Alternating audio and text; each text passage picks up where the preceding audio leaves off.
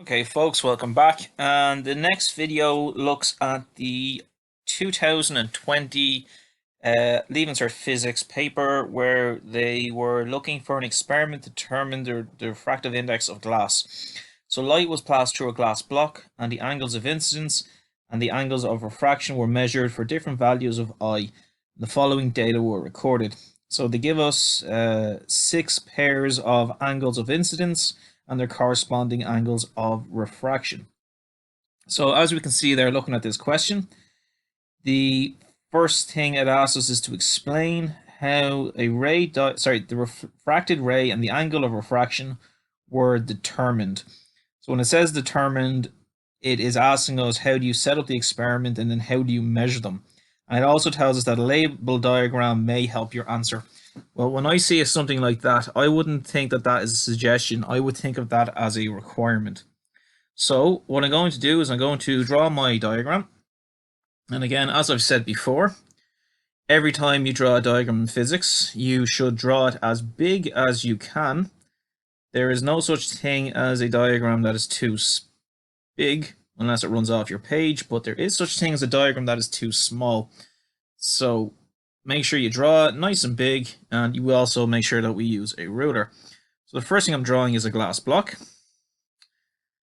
And the glass block is just kind of set down on the paper. Then what I'm going to do is I'm going to draw my incoming ray. So there is a ray coming from some sort of light source. I'm also going to draw my refracted ray. And then inside the block, I have to connect these two as well. Okay, so as we can see there, the diagram will fairly clearly show us the light ray going through the block.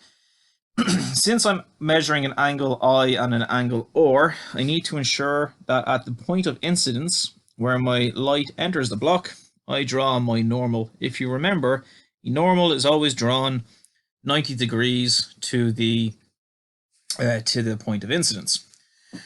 So that's my normal there, and I also need to make sure that I draw something that is causing the light. In this case, I am drawing a ray box. So I just draw my ray box literally like that. What I need to do then is make sure that I have everything labeled appropriately.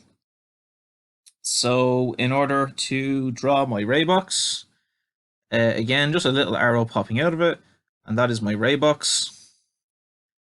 You may not have done it this way, but if you do have a ray box, it's generally considered one of the easiest ways to do it. This here is my normal. It's appropriate enough just to highlight your angle of incidence like that. Your angle of refraction can just be highlighted like that. This here is your glass block.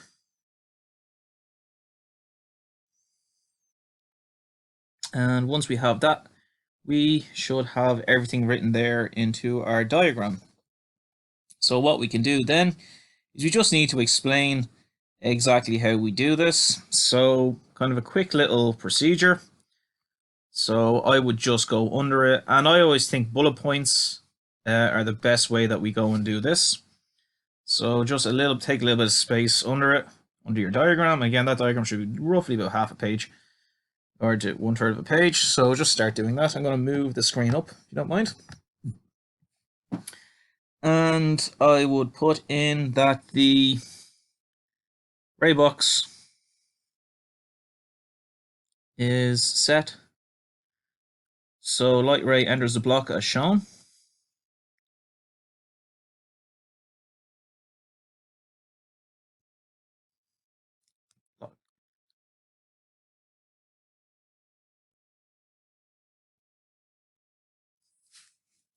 Okay, so that explains to the examiner how we've got the whole thing set up.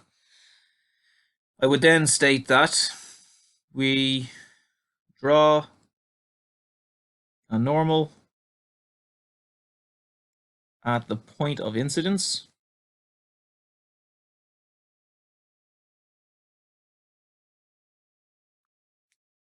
Okay. I would then say that we trace the ray going into and out of block.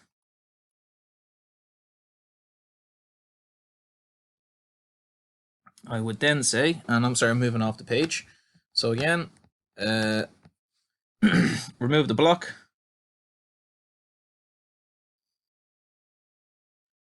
And connect rays to trace refracted ray. And so what that means is, if we go back up to the diagram, the way it reads is so far is that the light ray has drawn this. You've traced this here, and then you've traced this light ray here. And when you've removed the block, you then connect those two on the inside, so the examiner knows that you're doing that in order to put that up. And the final thing is measure angles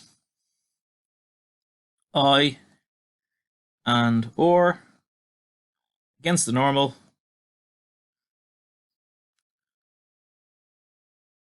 with a protractor.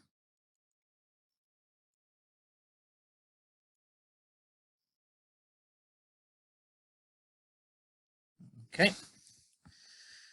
So if you put those 5 in, that will get you your points. In fact, what you'll get your points for there in that case is you'll get your points for the first, the second, and the last point.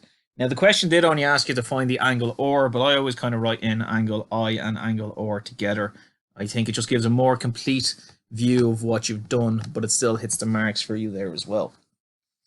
The next question then is, why would using a smaller angle of incidence have led to a less accurate measurement of the angle of refraction? It's a simple answer that will give you this one, and I'm going to write out the answer, but I'm actually going to show you something which is why the answer is as it is, even though they're not asking for it. It's just in case you get asked a question like this going forward. So using a small angle of incidence leads to a greater percentage error in measurements. And that's what's going to get you your full 6 marks. So if you want, you can maybe skip on 1 or 2 minutes then to see how I'm doing this, but I'm going to explain exactly what that means, because I kind of find sometimes that students tend to forget. Let's just say you have 2 measurements, and one for an angle of incidence is 10 degrees, and the other one is 80 degrees. Now I'm using a different color because this isn't exactly to do with your with the mark scheme. When you use a protractor, you are usually plus or minus 1 degree out by whatever you've measured, which means that no matter how good you've used it, there's a small chance that when you measure 10 degrees, it could be 9, it could be 11, and when you measure 80 degrees, it could be 79, it could be 81.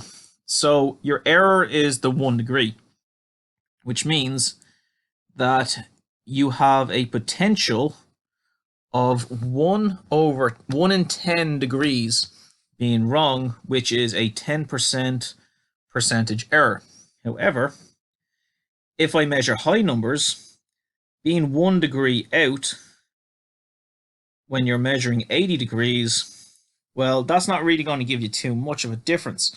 So by measuring 80 degrees, if you happen to be out by 1 degree, I'll just do this on my calculator, that is 1 multiplied by 100, divide that by 80, and that is equal to 1.25 degrees. So by measuring larger angles, that 1 degree error that you may or may not have is reduced, in this case, from 10% down to 1.25% by going from 10 degrees up as far as 80. So that's what they mean by it's a reduction in your percentage error. Okay, so the third question of this asks us to use the data to draw a suitable graph to verify Snell's law. I always think the wording of this is important, because for leaving cert physics, some of your graphs you have to change the data before you put it on a graph, and for some of them you don't.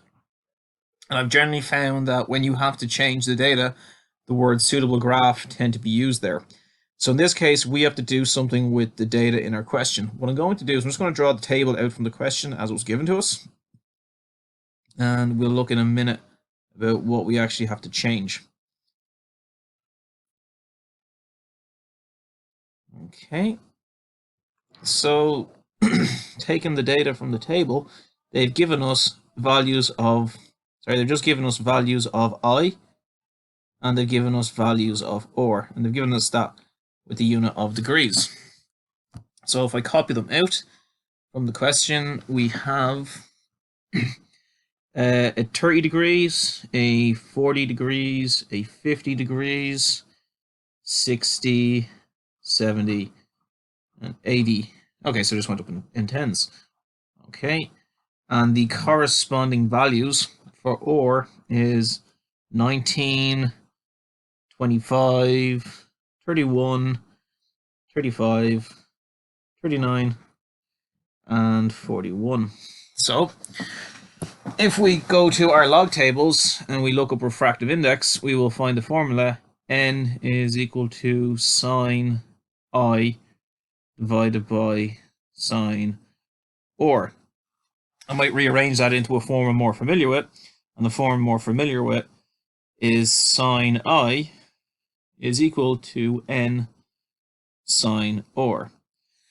So if I am going to put this onto a graph, with this being my y-axis, this being my x-axis, and this being my slope, then what I need to do is I need to model that equation to follow this line. So I can write it as y is equal to mx.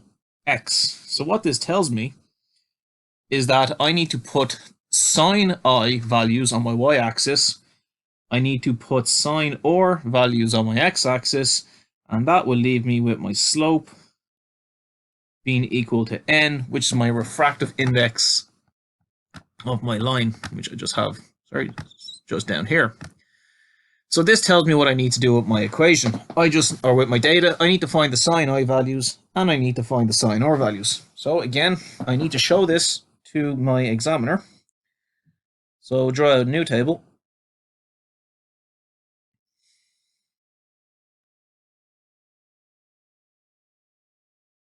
Again, give yourself the space that you need to do this stuff properly. So I'm going to first draw in my sine I values. And my sine I values, let me just move this down again. My sine I values will go as 0.5, 0.64, 0.77, 0.87, 0.94, 0.98. Okay, and my corresponding sine or values are going to be 0.33, 0.42, 0.52, 0.57, 0.63, and 0.66. So that is going to be all of my values there. Next thing I need to do is I need to draw my graph. When you're drawing the graph, as always, use graph paper. Make sure that you make a big graph.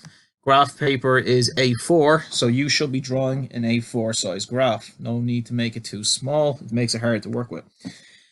You also need to make sure that you're using the dotted lines effectively when you're drawing it on the graph. And what I mean by that is just make sure that you have the spacing that you need correctly. As you can see on the screen, I don't have the major lines and the minor lines, so I'm going to just draw my graph to scale as best I can fit it myself. Okay, and then I draw my y-axis, I draw my x-axis.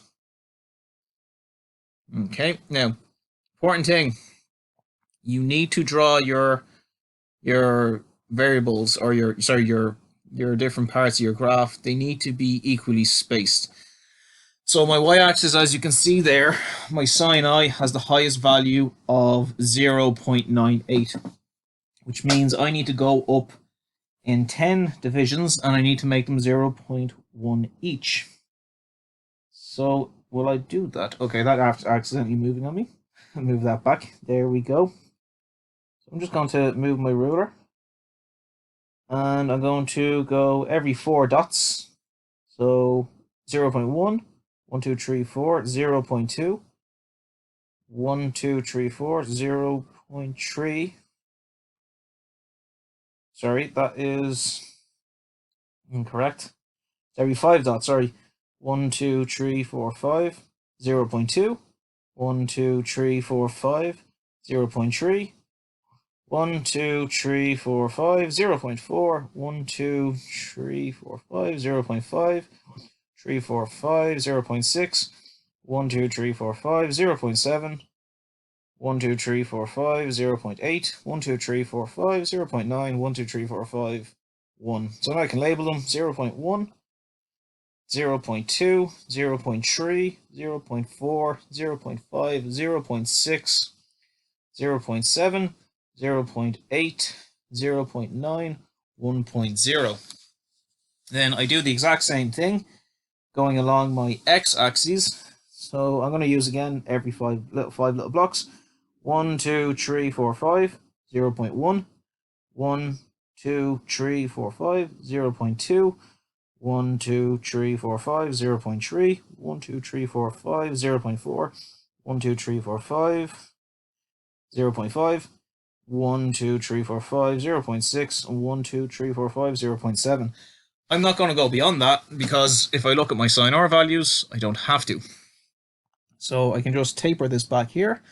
And again, this would really be the A4 page. So this would now be my sin I values. This here is my sin R values. I'm just going to put those numbers in. 0.1, 0.2, 0.3, 0.4, 0.5, 0.6, 0.7. Okay. So then I just need to make sure I put all my parts in the right spot. So come out. Since I've used 5 little boxes, every little box is 0.02. So my first point, as you can see there, was the 0.33, which has come out 3 big and then 1.5 little boxes and go up as far as the 0.5. That gives me my first point right there. So I'll just make that one a little bit better. There we go, right there. The way I do it is I put a little dot for the actual data point and I put a circle around it so my eyes can draw into it better. Next one is 0.42 and 0.64. So that means 0.42 is along this line, and I put my second point right there. Yep, the second point goes right there. Next one, 0.52. 0.52 goes up as far as 0.77. 0.77 goes right there.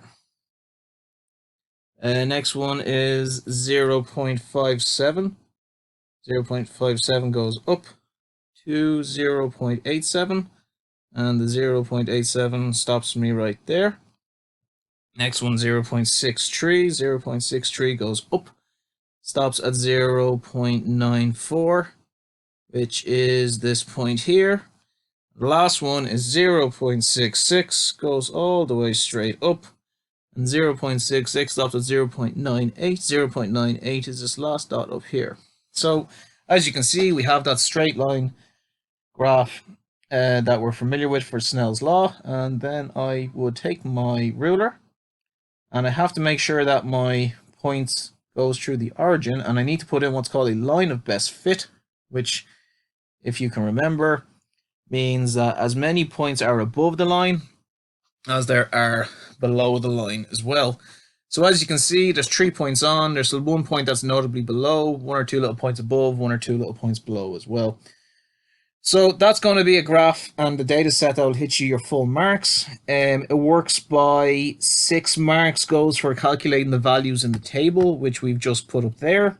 3 marks for label axes, 3 marks for plotting 6 points into correct point parts. And Okay, folks, so the next question asks us to explain how the graph verifies Snell's law. So if we just take a quick look at that graph again, we can see that it is a straight line graph through the origin, and what that tells us is that the sine of the angle of incidence is directly proportional to the sine of the angle of refraction. So we're basically just going to put that down into words. So we have a straight line graph through the origin.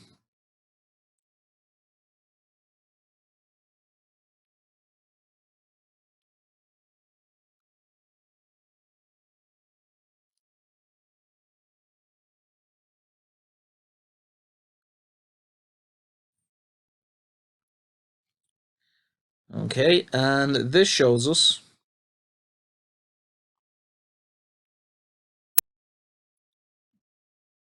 that the sine of the angle of incidence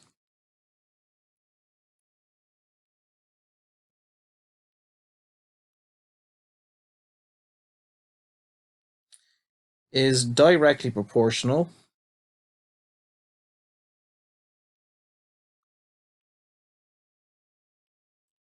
to the sine of the angle of refraction. And that gives us sine I is directly proportional to sine or, which verifies Snell's law for us. Now, in that particular year, they were giving marks for this part here and this part here. So that was the tree and the tree. The last question asks us to find the refractive index of the material. So if we go back up here, we can see that what we need to do is we need to find the slope of our line, because sine I is on the y-axis, sine R values are on the x-axis, so your slope will equal to your refractive index. So what we'll do is we'll just take 2 points from the line. We'll take 2 points that aren't actually on the data set. So we'll go for this part here, which is 0.1 and 0.15. And if I come up here, I have 0.3 and 0.45. Okay, so they're the 2 points that I'm going to use. You can use any 2 points you want as long as they are directly on that straight line. You can use data points from the question. I personally don't like doing it. For instance, you definitely couldn't use that one because it's not on the line. Well, that point is just a little bit above. You could use that point because it is on our line. That point's just a little bit above as well. So I like to just pick 2 fresh points, and I find it's the easiest to do as well.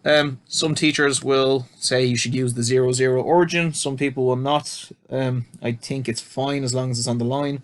I just personally don't do it that much. So I'm going to then just kind of write out my points again. I had 0.3 and 0.45 was what I had for that one. It's a terrible looking 5. And I also had 0.1 and 0.15 was my other one as well. So if you remember, we said that n was equal to my slope. My refractive index was my slope. So n is equal to y2 minus y1 divided by x2 minus x1. So like always, just label x1, y1, x2, y2. It makes no difference which one you do. You can do it in any order that you want. So n 0.15 minus 0.45 divided by 0.1 minus 0.3, which will give me a difference of minus 0.3 over minus 0.2. And when I divide that, it gives my refractive index of 1.5. So n is equal to 1.5 for my marks. The marks breakdown went with 3 marks for n is equal to y2 minus y1 over x2 minus x1. 2 marks for the correct substitution using 2 points that were definitely on the line, and 2 marks for getting an approximate answer with the slope being roughly equal to 1.5.